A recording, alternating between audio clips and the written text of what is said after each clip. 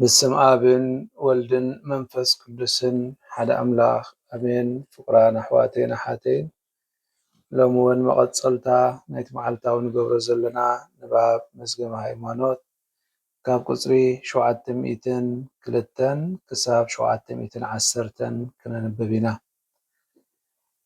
منفس أملاخن قالون أب زمنه تسفى قصري شوعت مئتن كلتن ካብ መጀመርታ ክሳብቲ ምልኣት ግዜ እዚ ክኸውን ናይ እግዚኣብሄር ኣቦ ቃሉን መንፈሱን ስውር ተልእኾ ወትሩ እኳ ኣብ ስራሕ እንተኾነ ስውር ወይ ስቱር ኮይኑ እዩ ተሪፉ።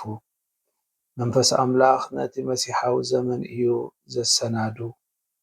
ካብ ሓዲኦም ብምልኣት ዝተገልጸ የልቦን ግና ንኽልቲኦም ብዝርኢ ትጽቢት ንኽግበርን ኣብ ምግላጾም ድማ ተቐባልነት ምእንቲ ክረኽቡን ተባሂሉ ቃል ተስፋ ተዋሂቡ እዩ። ምእንቲ እዚ ኸኣ ቤተ ክርስቲያን ንብሉይ ኪዳን እንክተንብቦ እቲ ብነቢያት ዝተዛረበ መንፈስ ቅዱስ ብዛዕባ ክርስቶስ ክብለና ንዝደለዮ ኩሉ ሃሰስ ኢላ ክትረኽቦ ትጽዕር። ነቢያት ንዝብል ቃል እምነት ቤተ ክርስቲያን ዝርድኦ ኣብቲ ሕያው ዝኾነ ቃል ስብከት ኣብ ምስንዳው ቅዱሳት መጻሕፍትን ብሉይን ሓድስን መንፈስ ቅዱስ ንዘስተንፈሶ ኩሉ ዝርኢ እዩ። ትውፊት ኣይሁድ ቅድሚ ሕጊ ኦሪት እተን ቀዳሞት 5 መጻሕፍቲ ኦሪት ድሕሪኡ ነቢያት ብናትና መጻሕፍቲ ታሪኽን ነቢያትን መወዳእታ ከዓ ጽሑፋት ወይ መጻሕፍቲ ጥበብ መዛሙራትን ክብል ይምድቦ። ኣብ ግዜ ፍጥረት ቁጽሪ 703 ናይ እግዚኣብሄር ቃልን እስትንፋስን ንነፍሲ ወከፍ ፍጡር ዘበለ ናይ ህላዊኡን ህይወቱን ምንጪ እዩ። ኣብ ሊቱርግያ ናይ ቢዛንታይን ዝስዕብ ሓሳብ ንረክብ። ንኹሉ ፍጥረት ምግዛእ ምምሕዳር ምቕዳስ ህይወት ምሃብ ናይ መንፈስ ቅዱስ ተግባር እዩ። ከመይ ንሱ ኣምላኽ እዩ፣ ምስ ኣቦን ወልድን ሓደ ህላዌ እዩ። ኣምላኽ ብምዃኑ ንፍጥረት ኩሉ ኣብ እግዚኣብሄር ኣቦ ብወልዲ ኣቢሉ ስለዝዕቅቦ ኣብ ልዕሊ ህይወት ስልጣን ዘለዎ መንፈስ ቅዱስ እዩ። ቁጽሪ 704 እግዚኣብሄር ንሰብ ብገዛእ ኣእዳዉ ማለት ብወልድን መንፈስ ቅዱስን ሰርሖ። ኣብ ልዕሊ ዝሰርሖ ስጋ ድማ ምስሉ ቀረጸ። በዚ ከዓ እቲ ዝረአ እውን መለኮታዊ መልክዕ ክህልዎ ከኣለ። መንፈስ ተስፋ ቁጽሪ 705 ብኃጢአትን ሞትን መልክዑ ዝተበላሸወ ሰብ ወትሩ ምስሊ እግዚኣብሄር ምስሊ ወልዲ ዝጸውር እኳ እንተኾነ ምስሉ ናይ ዝኾነ ኣምላኽ ክብሪ ግን ተነፊግዎ ጸንሐ። ንኣብርሃም ብዝተዋህበ ቃል ተስፋ ከዓ ስነ ምጋቤ ድሕነት ብስርዓት ይጅምር። እዚ ዝለዓለ ጠርዙ ኣብ ዝበጽሐሉ ወልዲ ብቐንዱ ነቲ ምስልቲ ክለብሶ እቲ ክብሩ ማለት ከዓ እቲ ወሃቢ ሕይወት ዝኾነ መንፈስ ለጊሱ ናብቲ ናይ ኣቦ ምስሊ ክመልሶ ተረኽበ። ቁጽሪ 706 ብዓይኒ ሰብ ተጠሚቱ ኣብርሃም ኣብ ተስፋ ኣልቦ ኩነታት ክነሱ ነቲ ውፅኢት እምነትን ሓይሊ መንፈስ ቅዱስን ዝኾነ ውሉድ ከም ዝህቦ እግዚኣብሄር ንኣብርሃም ቃል ኣተወሉ። በዚ ናይ ኣብርሃም ዘርኢ ወለዶ ድማ ኩሎም ህዝብታት ዓለም ክባረኹ እዮም። እዚ ዘርኢ እዚ ክርስቶስ ብቐንዱ እንክኸውን ብኣኡ ብዝፍጸም ምፍሳስ መንፈስ ቅዱስ ነቶም ኣብ ወጻኢ ዝተበታተኑ ደቂ እግዚኣብሄር ናብ ሓደ ክእክቦም እዩ። ኣምላኽ ባዕሉ ብዝኣተዎ ጽኑዕ ቃል ማሕላ መሰረት ነቲ ዝፈትዎ ወዱን ናይቲ ክንሕዞ ዘለና ውሕስነት ርእስና ዝኾነ መንፈስ ቅዱስ ክሰደልና እዩ። ኣብ ናይ ሕጊ ኦሪት ኣስተርእዮታት ቁጽሪ 707 ካብ ኣበው ክሳብ ሙሴ ካብ ኢያሱ ክሳብቶም ዓበይቲ ነቢያትን ተልእኾቶም ዝጀመርሉ ራእያትን ኣብዚ ኩሉ ነቲ መንገዲ ተስፋ ከብርሃሉ ዝተረኽበ እቲ ኣስተርእዮታት ግልጸት ኣምላኽ እዩ። ናይ መንፈስ ቅዱስ ደመና በቲ ሓደ ዝገልጸሉ ብኻልእ ወገን ከኣ ኣብ ዘንጸላልወሉ ኣስተርእዮታት ቃል ኣምላኽ ወትሩ ክረአን ክስማዕን ፍቓዱ ኮይኑ ከም ዝተረኽበ ትውፊት ክርስትና ይእመን። ቁጽሪ 708 እቲ መለኮታዊ ስነ መዕበያ ብፍላይ ዝረኣየሉ ኣብቲ ናይ ሕጊ ህያብ እዩ።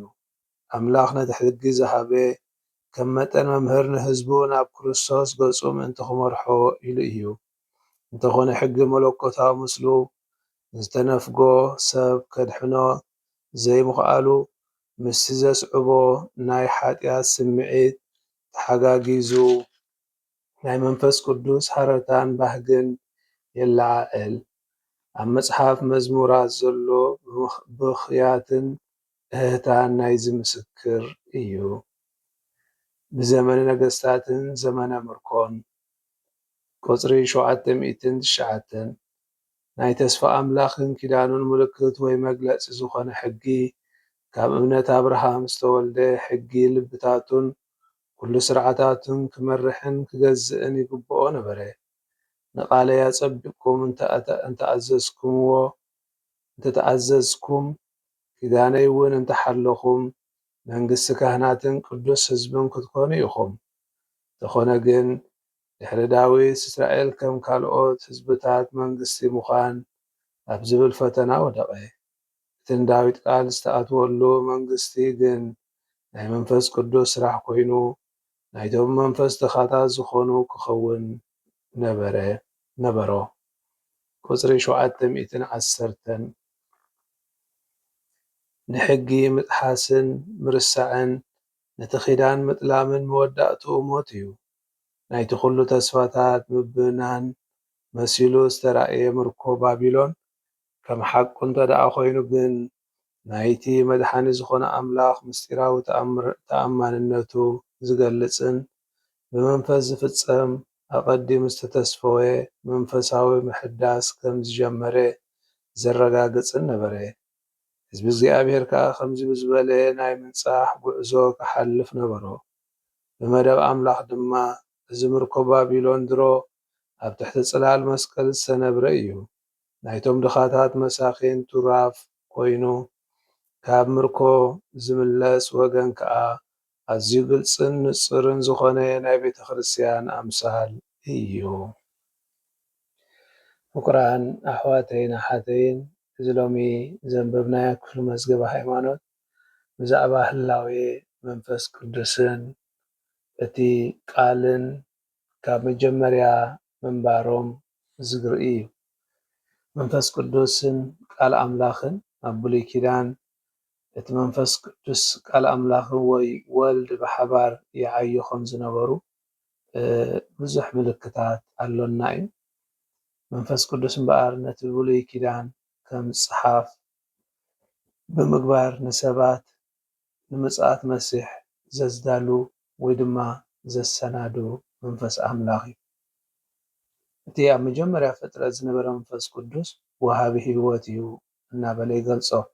ምክንያቱ ካብ መጀመርታ ፍጥረታት ሒዙ ምስ ኣብን ምስ ወልድን ብምዃን ንዓለም ህይወት ከም ዝህልዋ ወይ ድማ ብፍጥረታ ህያው ንኽትከውን ዝገበረ እዩ። ወዲ ሰብ ብመልክዕን ምስልን ኣምላኽ ክፍጠር እንከሎ ኣብ ኦሪት ዘፍጥረት እንታይ እዩ ትብል? እቲ መንፈስ ኡፍ በለሉ እሞ ህያው ከነ ይብለና። ብኣርኣና ብኣምሳልና ሰብ ንፍጠር ብምባል ከዓ ህላዌ ቅድስቲ ስላሴ ይገልጽ። እንተ ደኣ ድሕሪኡ ቐፂልና እውን እቲ ንኣብርሃም ዝተዋህበ ተስፋ ኣምላኽ ንኣብርሃም ዝሃቦ ተስፋ ንኩሉ ህዝብታት ዓለም ክባረኽ ምዃኑ ብመንፈስ ቅዱስ ኣቢሉ ዝፍጸም ምዃኑ ከዓ ይነግሮ። እዚ ተስፋ እዚ ኣብ ክርስቶስ መወዳእትኡ ከም ዝረክብ ከዓ ንሪኦ ብሓድሽ ኪዳን ማለት እዩ።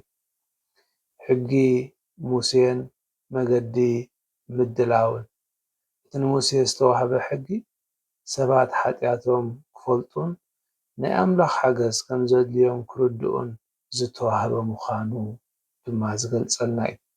እቲ ሕጊ ንባዕሉ ከድሕን እኳ እንተዘይከኣለ ንምጽኣት እቲ ጸጋ ዝመልኦ መንፈስ ቅዱስ ግን መንገዲ ዘዳሉ መንገዲ ዝኸፍት እዩ።